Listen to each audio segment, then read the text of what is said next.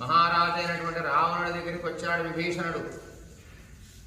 రావణుడు పూజా కార్యక్రమంలో ఉన్నాడు. ఆ సమయంలో వేద పండితులంతా వేద మంత్రాలు చదువుతూ పూజలు చేస్తూ ఉన్నారు, రావణుడి జయం కోసం, జయం కోరుతూ.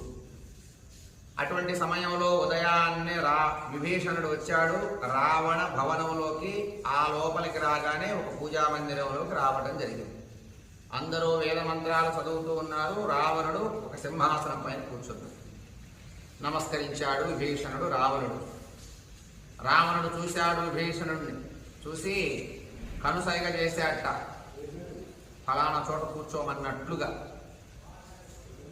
నమస్కరించగానే, కనుసైగ చేయగానే విభీషణుడు కూడా కూర్చున్నాడు.